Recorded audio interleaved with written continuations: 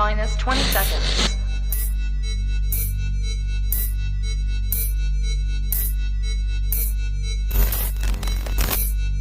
10, 9, 8, 7, 6, 5, 4, 3, 2, 1, 0. Let's just keep honest people honest.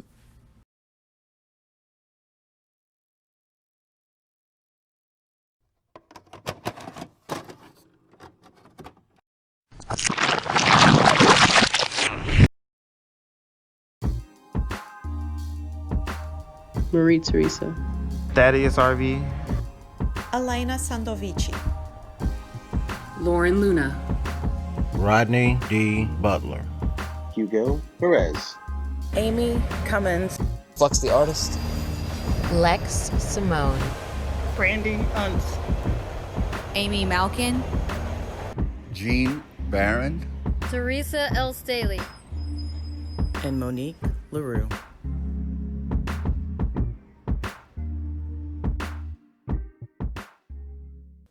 So remember that show I did with Lauren? Cool.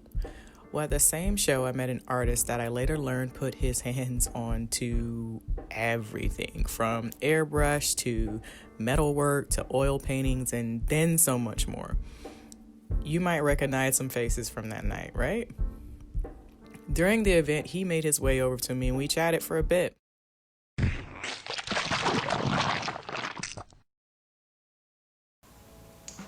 My name is Rodney D Butler, also known as the Rodney, and also known to few as Uncle Rodney. I'm a native Houstonian, metal artist, painter, and mixed media artist. I also do a little photography whenever, the time or the notion hits me. What do you like about the Houston art scene? I love the Houston art scene. The Houston art scene is a community of artists that tend to help one another for the majority. And it's a nice diversity of artists. You have different artists with different styles and cultures, and they all tend to melt together and help each other, at least from my experience. I have a lot of art friends that I normally probably in my regular life wouldn't know or wouldn't come across, but they've become friends and also mentors. Where did you get your first art start in Houston? I got my first art start at First Saturday Art Market. Okay. It was right after, shout out to Mitch, the Godfather. It was right after I first started taking scraps of metal and machinery parts and making sculptures.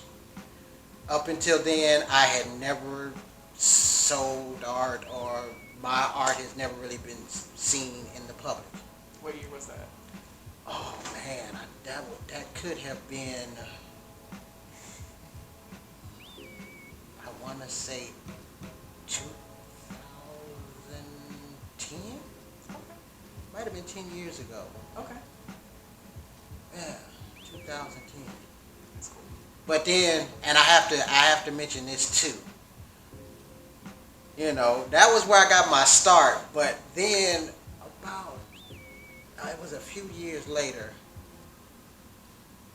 I really felt like I had something when I got invited to the Houston Museum of African American Culture, and I was invited to do an exhibit in the Burt Long Jr. Gallery. It was funny because up until then I was doing art markets and and little one-off shows, Little pop-ups. Yeah, little pop-up shows. And then at that point, that was when I was like, wow. And that was when I say my metal had surpassed and had gotten to, and my style had grown so much that it just felt like I took off when I got there. And that was like my first time ever being in the gallery. I didn't even know anything. I didn't know anything about like CVs or pricing my work or anything. It was just like they would ask me questions like, "Well, what is this?" And I'd be like, "I don't know what that is." Right.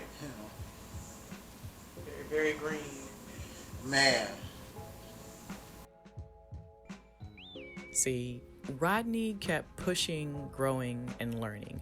And despite COVID-19 rippling through the globe, he was still determined to have his own solo show in 2020 at the Hardy and Nan Studios, and he surely did make it happen. He recorded and published a virtual show online himself and scheduled private viewings to the public.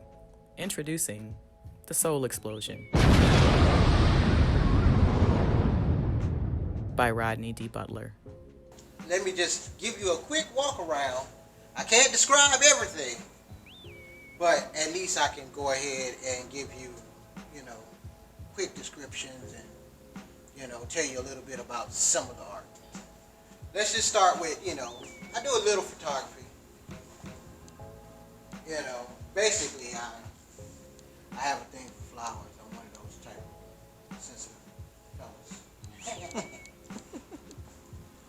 Also, we have my green metal art, where I basically take miscellaneous scraps of metal and weld them into basically whatever I'm inspired to weld. And these are more or less my African mask collections. We can go on there until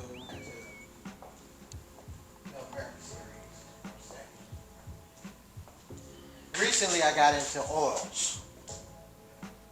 Back when I was at my height of acrylics, this was my greatest piece, which in itself is beautiful. Then I got into oils and I started studying the old masters. So now I'm getting into a point in my career where I really want to study the old masters, take a combination of these, and come up with my own old master style that is influenced by basically my experience. This is the America series.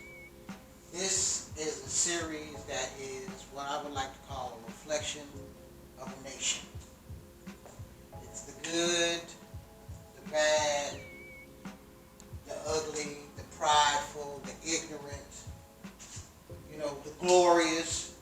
It is all that in a series of paintings that a series, I might add, is continuously growing.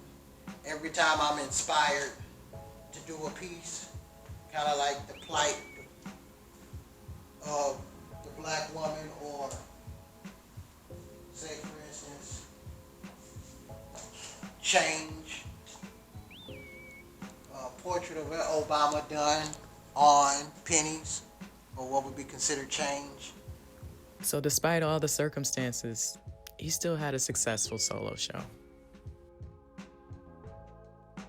How do you feel about being an artist during COVID-19 and the current events of 2020 so far?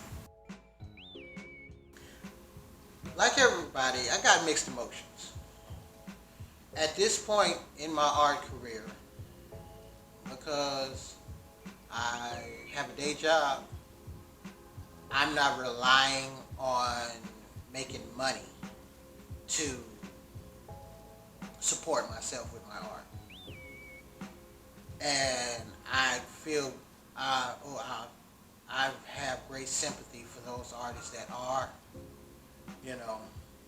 but like I say, for me, I'm not relying on it. So the blessing in disguise is, since all the functions that I was going to be a part of have been temporarily shut down, I'm actually able to do what I'm passionate about, is making the art. What do you think the world needs more of in this time? I think sympathy and understanding. I think if people had more, was more sympathetic to, other people's needs and, cultures and stuff like that, and to gain a basic understanding. Like, it's not like you're not going to feel what I feel because you've never been through what I've been through. Right. But at the same time, if you can at least be sympathetic to it, to where we can probably have a conversation. Like certain things that's going on now that have, been always going on. But now that everybody has cameras and at home and social media, it's being brought to light. You so still have face a whole lot more. Right. So now that it's in your face a whole lot more, you have those that it's like you just gonna continue to be blind to it, and it's like, no, nobody wants you to be blind to these things. They just want you to be more sympathetic to them, to understand that there are people out there that have different lives than you, that just want to live. What do you think we need less of? Politics. Right? Politics, the government, no, the man. Let me stop. Well, it's always been ever since the 70s. It's always been the problem of the man,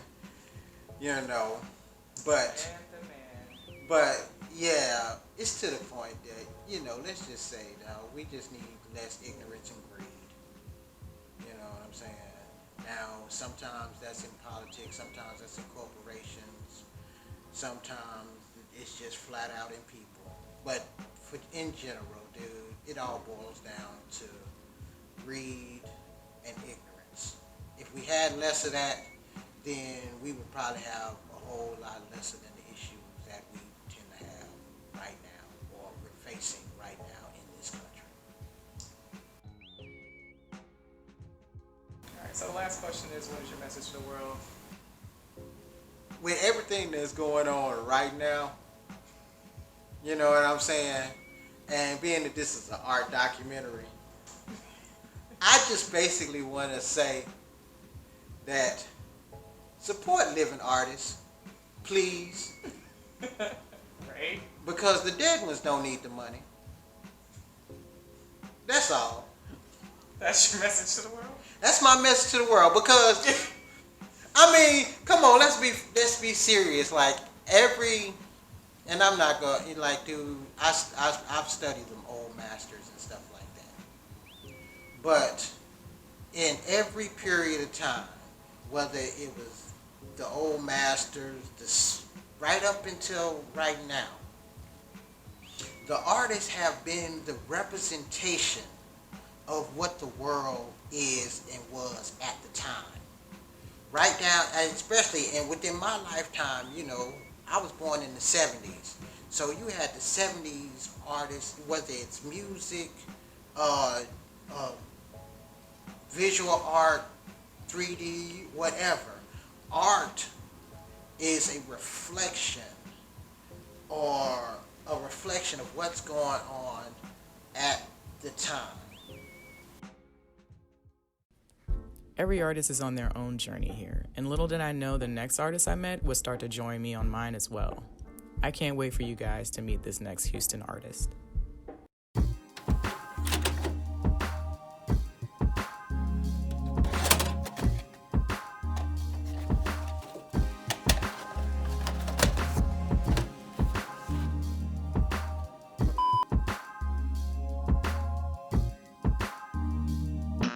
¿Quién es?